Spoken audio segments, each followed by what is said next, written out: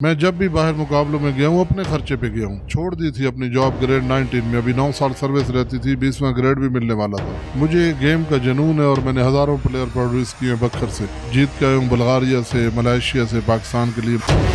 Hammer throw में gold जीता है, वर्ल्ड चैंपियनशिप में ब्रोंज जीता है। जी हमने गफलत से नहीं भेज सके एंट्री, मसरूफियत की वजह से। कि मैंने जब बंदा भेजा है उसके पास, मेरा बेटा गया है, तो उसने कहा जी मेरे पास वक्त नहीं है कि मैं 1.5 मिनट की वॉइस कॉल सुनूं। सिर्फ 3 या 2 ईमानदार क्लर्क बिठा दें, पाकिस्तान के रेसलिंग में मेडल 4 गुना आएंगे।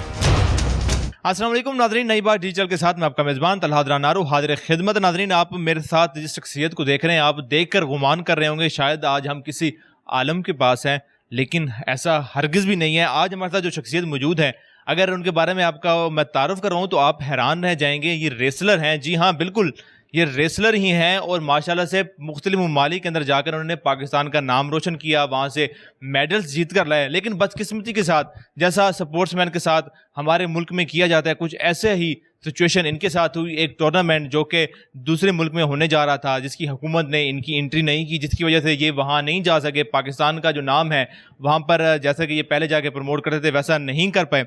ये भी कहानी इनसे जानेंगे। इसके अलावा एक मूवी भी इनके ऊपर जो है इस वक्त उसके ऊपर काम जारी है, जो इनकी लाइफ के ऊपर स्पेशल बन रही है, उसके बारे में जानते हैं। अस्सलाम वालेकुम सर। वालेकुम सलाम। अच्छा सर, पहले तो ज़ाहिर है जो मेडल्स आप पाकिस्तान के लिए जीत कर लाए हैं उसके लिए आपको मुबारकबाद भी, और आगे साथ ही साथ अफसोस भी कि ये क्या किया हुकूमत ने आपके साथ कि आप ऐसे शख्स जो जा रहे हैं जिस भी मुल्क में, पाकिस्तान का नाम रोशन करके आ रहे हैं, फिर भी आपके साथ ऐसा इसमें लम्हे फिक्रिया है। मैं ये कहूँगा कि जो साहिब इक़्तिदार बंदे हैं किसी लेवल पे भी, चाहे आर्मी चीफ हैं, चाहे वज़ीर आज़म हैं, वज़ीर आला पंजाब हैं, या और भी जहाँ जहाँ पे वफाकी मोहतसिब हैं, चीफ जस्टिस हैं, तो ये देखा जाए कि हम कहाँ पे खड़े हैं। ये लम्हे फिक्री है। मैं जब भी बाहर मुकाबलों में गया हूँ अपने खर्चे पे गया हूँ।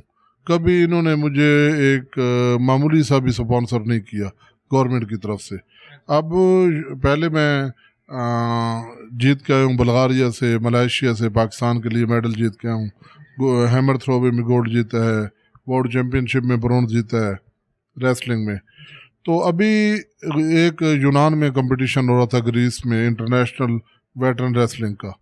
तो मैंने फेडरेशन को कहा, हालांकि वो मेरे स्टूडेंट है, फिर आगे उसका असिस्टेंट है, तो मैंने कहा कि 5 मई को मैंने इनको कहा कि आपने मेरी एंट्री भेजनी है।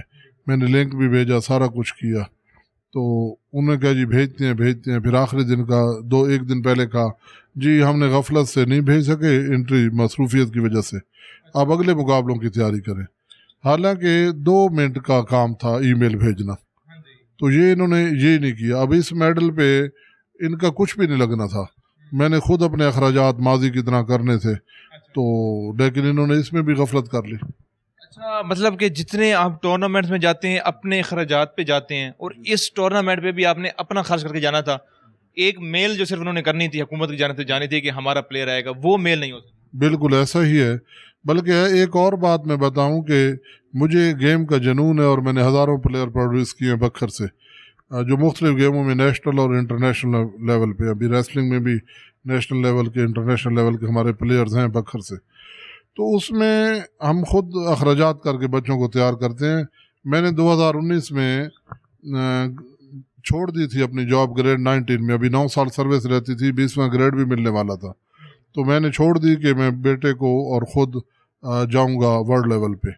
तो बेटे की उसमें अभी उसे अमेरिका से ऑफ़र आ गई है खेलने के लिए फ्री स्टाइल रेसलिंग में, तो उसके लिए मैं सर्च कर रहा था, तो मुझे पता चला कि 50 साल से ज़्यादा उम्र वाले मुकाबले भी होते हैं। तो मैंने उनको कहा कि एंट्री भेजें, तो उन्होंने कहा जी भेजते हैं। आखिर में उसके असिस्टेंट ने कहा कि जी आपकी एंट्री नहीं जा सकती, यूनाइटेड वर्ल्ड रेसलिंग वालों ने कहा है कि ये प्लेयर बहुत अरसे से नहीं खेला, इसे इंजरी ना हो जाए। मैं सलूट करता हूँ एथलेटिक्स फेडरेशन को, ज़फ़र साहब से सेक्रेटरी और शुजात उसका था असिस्टेंट, कि मेरे फ़ोन कॉल पे उन्होंने मेरी एंट्री भेज दी, और मैं मलेशिया में 103 पे बुखार पे गया, और पाकिस्तान के लिए अल्लाह अकबर के नारे के साथ मैंने हैमर थ्रो में गोल्ड मेडल जीता।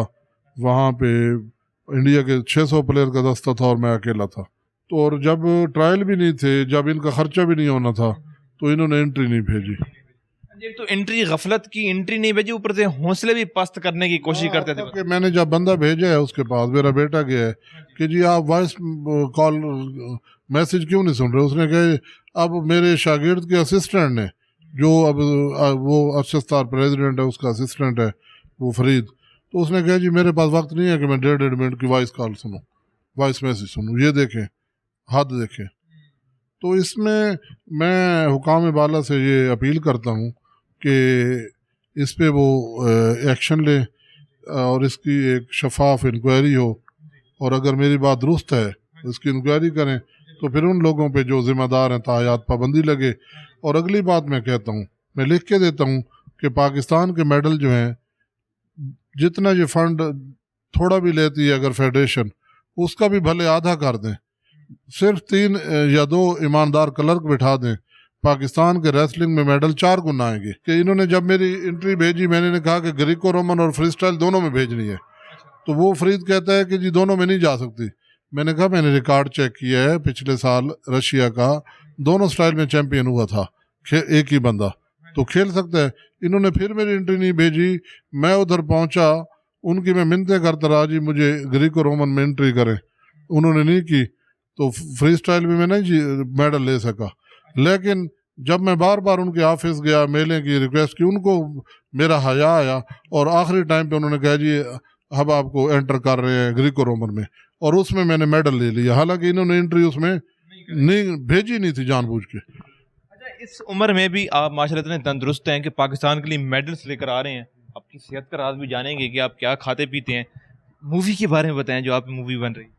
اس میں یہ ہے، آپ شاید دنگل مووی آپ نے دیکھی ہوگی کہ اس میں وہ بیٹی کو چیمپئن بناتا ہے عامر خان، تو اس پہ اس نے بہت زیادہ بزنس کیا، اور شاید ٹاپ اس کی ہے انڈیا کی. تو اس میں ہمارے دوست ہیں، انہوں نے یہ پلان کیا کہ جی اگر اس پہ یہ میری لائف سٹوری اس سے بڑھ کے ہے، اس نے تو بیٹی کو چیمپئن بنایا، میں بیٹے کو چیمپئن بناتے بناتے وہ بھی الحمدللہ چیمپئن ہے، اور خود شروع ہو گیا، خود بھی چیمپئن بن رہا ہوں. تو اس میں یہ دیکھیں کہ اس طرح کا لائف ہے. تو اور اس پہ انہوں نے بڑی، اس میں شاید اس میں انڈین ایکٹر بھی شامل ہوں گے، ریسلرز، ہاں وہ بھی پارٹیسپیٹ کریں گے. تو ایک اس لیول کی بن رہی ہے. اور صحت کا راز یہ ہے کہ میں سمجھتا ہوں درود پاک کا حلال رزق کمایا جائے، صدقہ کیا جائے، اور صدقے کی اس نیت سے کیا جائے کہ میکسیمم کیا جائے، اور کہ آپ کے والدین پہ اگر کوئی لائبلٹیز رہ گئی ہے تو اس کا ثواب اس بندے کو چلا جائے جس کی لائبلٹیز رہ گئی ہے. ہر نماز کی 2 سیر گندم یا روزے کی وہ بھی ان کی طرف سے آپ دے سکتے ہیں. آپ کی اس میں اگر نادان رزق میں کوئی غلط رزق آ گیا وہ نکل جاتا ہے، پھر اللہ تعالیٰ 10 گنا 70 گنا یا 700 گنا واپس کر دیتا ہے، اور بلاؤں کا رد بھی ہے. تو یہ صدقہ کیا، حلال کمایا جائے، صدقہ کیا جائے، باوضو رہا جائے، درود پاک کا ذکر کیا جائے، اور دوسروں کی بہتری سوچی جائے. جی ناظرین، اکرم صاحب ہمارے ساتھ موجود تھے، پروفیسر اکرم نیازی صاحب، ان کی کہانی آپ نے سنی. میں امید کرتا ہوں آپ کو ہمارا آج کا یہ پروگرام پسند آیا ہوگا. اپنی رائے کمنٹ سیکشن میں دیجیے گا. مجھے دیجیے اجازت. اللہ نگہبان.